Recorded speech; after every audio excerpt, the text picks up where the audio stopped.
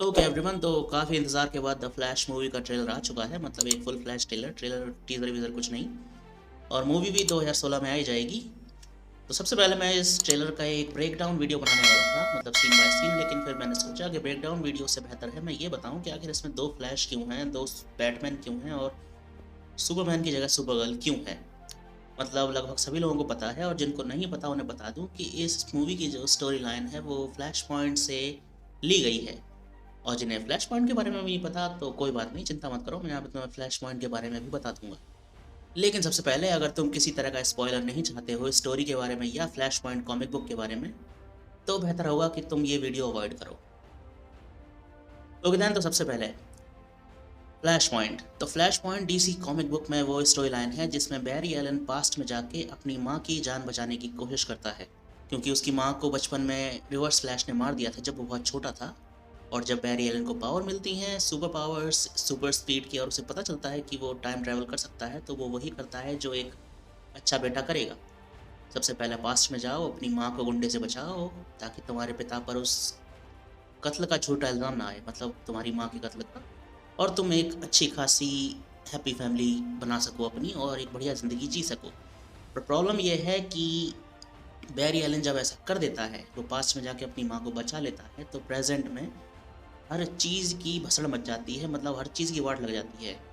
एक ऐसी दुनिया क्रिएट हो जाती है जिसमें सुपरमैन के बारे में किसी ने सुना नहीं, बैटमैन क्रिमिनल्स को सीधा जान से मारता हुआ घूम रहा है, साइबॉग गवर्नमेंट के लिए काम करता है, और सबसे बड़ी बात, वंडर वुमन यानी कि अमेजोनियंस और एटलांटियंस यानी कि एक्वामैन के लोगों के बीच में गृहयुद्ध छिड़ा हुआ है। तो हाँ, दुनिया की पूरी तरीके से लगी पड़ी है, और जस्टिस लीग जैसी कोई चीज़ नहीं है इन सब चीज़ों को रोकने के लिए।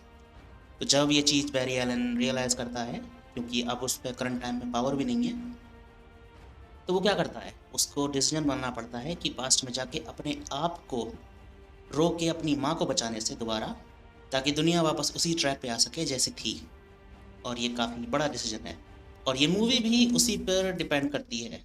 अब पहले तो इसमें फ्लैश दो क्यों है, तो वो इसलिए क्योंकि मुझे लगता है कि इसकी स्टोरी लाइन सबसे ज़्यादा इंस्पायर्ड है ग्रैंडफादर पैराडॉक्स से। मतलब तुम पास्ट में जाके अगर अपने दादाजी को मार दोगे जब वो छोटे थे, तो क्या तुम पैदा हो, कल तुम्हारे पापा पैदा नहीं होंगे तो तुम भी पैदा नहीं होगे, तो तुम पास्ट में जाके अपने दादा को मारोगे कैसे। तो ये समय का एक अजीब सा चक्र बन जाएगा, जिसकी वजह से तुम अपने दादा को पास्ट में जाके मार ही नहीं सकते। और ये मूवी भी ग्रैंडफादर पैराडॉक्स पर ही थोड़ी बहुत डिपेंड करती है, मतलब ये कह सकते हो कि उसी थ्योरी से थोड़ी बहुत इंस्पायर्ड है।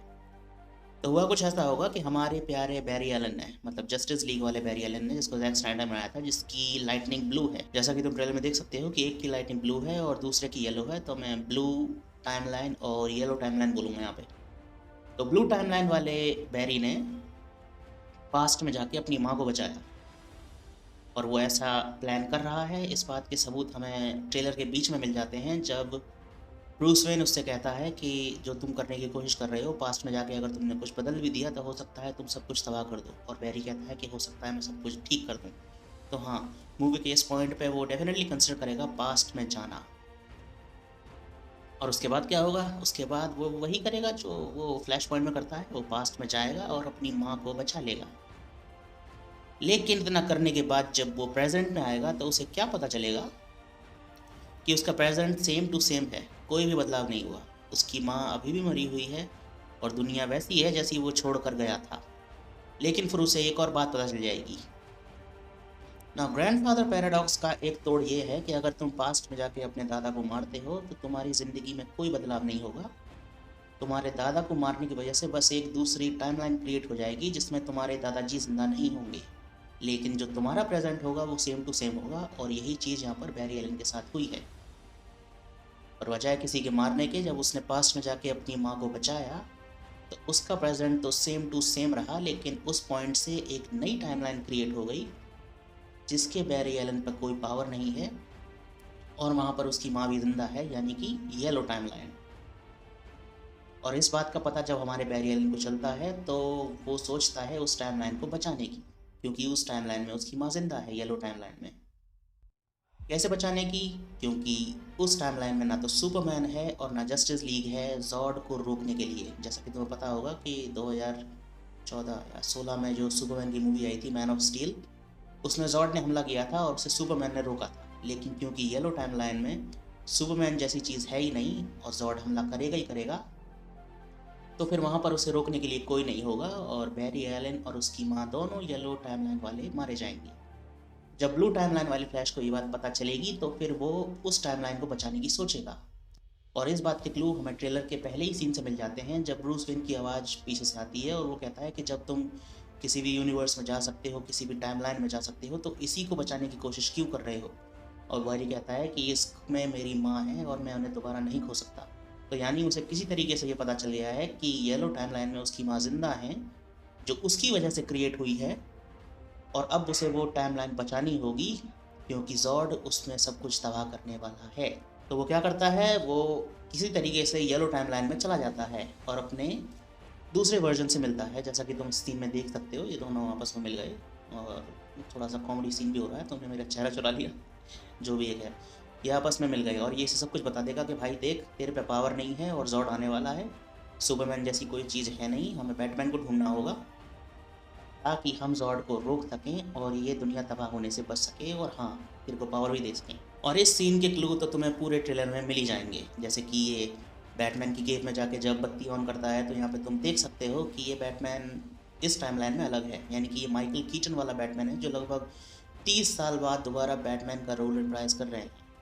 और जैसा कि तुम इसके मास्क को और इसकी इस कॉस्ट्यूम को देख सकते हो, इसकी गर्दन इधर उधर नहीं होती, ये बिल्कुल स्टिफ गर्दन वाला बैटमैन है। अगर इसे साइड में घूमना होता था ये तो पूरा घूमता था, ये वही कॉस्ट्यूम लग रहा है। लेकिन जो भी हो, ये लग अच्छा रहा है और इसके फाइटिंग सीन भी बहुत अच्छे हैं।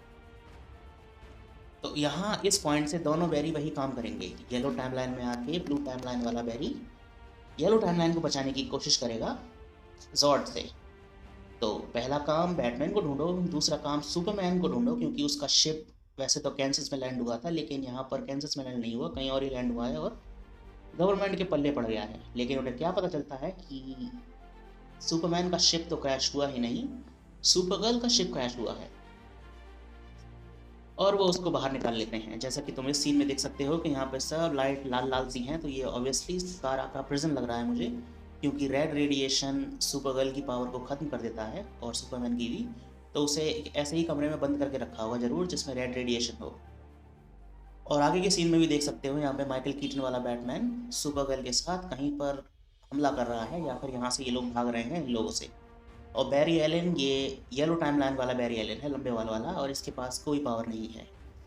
और पावर्स की बात हो ही रही है तो यहाँ पर येलो टाइमलाइन वाले बैरी को पावर्स कैसे मिलेंगी, इसका सीन साफ साफ दिखा दिया गया है। मतलब ये सीन देखो जिसमें बैटविंग के थ्रू लाइटनिंग नीचे आ रही है, और ये दूसरे वाले सीन में दिखाया गया है कि येलो टाइमलाइन वाले बैरी के अंदर जा रही है ये ब्लू टाइमलाइन वाले बैरी के थ्रू।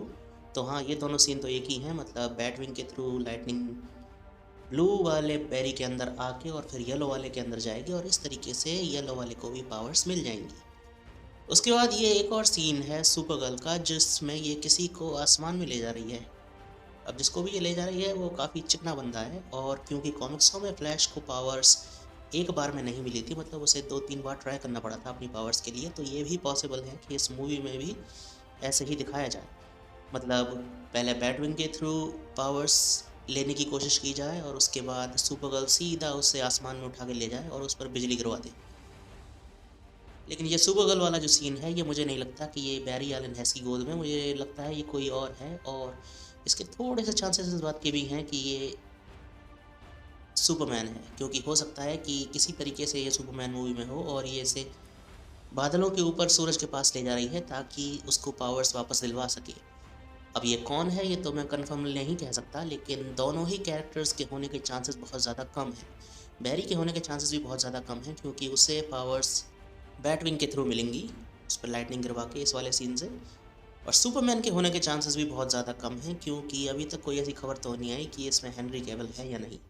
तो ये कौन है ये तो मूवी से ही पता चलेगा, लेकिन ये जो भी है इसको अगर ये ऊपर ले जा रही है तो पॉसिबिलिटी एक क्रिप्टोनियन के होने की है, क्योंकि उन्हीं को सूरज के थ्रू ऊपर जाने से पावर मिलती है, मतलब वो रिचार्ज हो जाते हैं। तो इस इंसिडेंट से इन दोनों को पावर मिल जाएगी, लेकिन ब्लू टाइमलाइन वाला बैरी पूरी तरीके से झुलस के कबाब बन जाएगा, क्योंकि इसके दो सीन हैं। पहला ये देखो, यहाँ पर इसमें बुरी तरीके से आग लग रही है, और दूसरा ये वाला सीन हाथों वाला, हाथ में से धुआं निकल रहा है। तो मुझे लगता है ये ज़रूर बैरी एलन ही होगा जो बिजली के झटके लगने के बाद यहाँ पे इसका ख्वाब बना पड़ा है।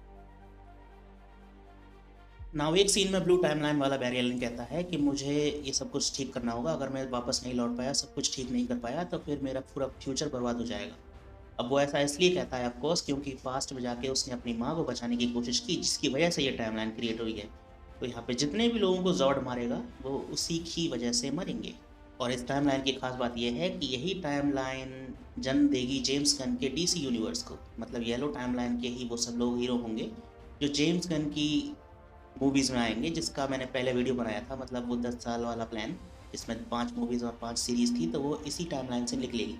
लेकिन इस टाइमलाइन से नहीं, मतलब जब ये टाइमलाइन फिक्स हो जाएगी, जब इसमें सुपरमैन आ जाएगा और जितनी भसड़ है वो सब ठीक हो जाएगी, तब इस येलो टाइमलाइन वाले फ्लैश की टाइमलाइन में ही बाकी ये सुपर हीरो आएंगे। तो अब से ये कंटिन्यू टाइमलाइन होगी डीसी यूनिवर्स की। और मैं चाहता हूँ कि ये लंबी चले, लेकिन कोई गारंटी नहीं है। डीसी के बारे में किसी तरह के प्लान की कोई गारंटी नहीं है, वो कभी भी कुछ भी कैंसिल कर सकते हैं। तो हाँ, दैट्स इट। ये मूवी हो सकती है कि किस तरीके से ब्लू टाइमलाइन वाला बैरी एलन पीछे जाके अपनी माँ को बचाने की कोशिश करेगा और येलो टाइमलाइन क्रिएट कर देगा, और फिर उसे बचाएगा भी जॉर्ड के हमले से, क्योंकि उस टाइमलाइन में कोई सुपर हीरो नहीं है और उस टाइमलाइन की लगने वाली है। ये थ्योरी पूरी तरीके से सेंस बनाती है इस पूरे ट्रेलर के साथ। हो सकता है इधर उधर थोड़ी बहुत गड़बड़ हो, लेकिन मेरे हिसाब से 80 to 90% तो ये सारी चीज़ें एक्सप्लेन कर ही देती है कि इसमें 2 फ्लैश क्यों हैं और 2 बैटमैन क्यों हैं। 2 बैटमैन इसलिए हैं क्योंकि एक जो बैन एफ्लेक वाला बैटमैन है वो ब्लू टाइमलाइन वाले बैरी एलन के यूनिवर्स में दिखाया गया है, और कीटन वाला बैटमैन जो है वो येलो टाइमलाइन वाले बैरी एलन के यूनिवर्स में दिखाया गया है। और इसमें सुपरमैन की जगह सुपरगर्ल क्यों है, वो तो सिर्फ इसलिए है क्योंकि सुपरमैन को तो सुपरमैन की पोस्ट से हटा दिया, यानी कि हेनरी कैविल अब सुपरमैन नहीं है, तो ऑब्वियसली उसकी जगह इन्होंने कारा डैनवर को ले लिया, जो कि ठीक ठाक है, लेकिन सुपरमैन होता तो ज़्यादा बेहतर लगता। जहाँ तक कारा डैनवर की बात है तो हाँ, ये रूथलेस ज़्यादा है सुपरमैन के मुकाबले, तो मुझे लगता है जॉर्ड शायद पहली फाइट में ही मारा जाए और काफ़ी जल्दी मारा जाए। खैर एनीवे, इन सब चीज़ों को साइड में रखो तो देखें कि ट्रेलर बहुत ही ज़्यादा खूबसूरत है ग्राफिकली। मतलब 2 फ्लैशेज इधर उधर भाग रहे हैं, एक की लाइटनिंग ब्लू है, दूसरे की येलो है। और इन सब चीज़ों के बाद इस टाइमलाइन में जो भसड़ हो रही है उसे सुधारेगा कौन? उसे सुधारेगा ये येलो टाइमलाइन वाला बैरी एलन, क्योंकि जब तुम इस सीन को देखो, यहाँ पर तुम देख सकते हो कि घर के आगे ये येलो लाइटनिंग वाला बैरी खड़ा हुआ है, तो मुझे लगता है यही पास्ट में जाके ब्लू लाइटनिंग वाले बैरी को रोकेगा, माँ को मरने से रोकने के लिए, जो कि एक बहुत ही हार्ट ब्रेकिंग डिसीजन होगा, लेकिन यूनिवर्स को ठीक करने के लिए ज़रूरी होगा। और उसके बाद जन्म होगा जेम्स गन के डीसी का। मतलब वो सारी मूवी और जो भी टीवी सीरीज़ हैं वो सब उसके बाद यहीं से निकलने वाली हैं।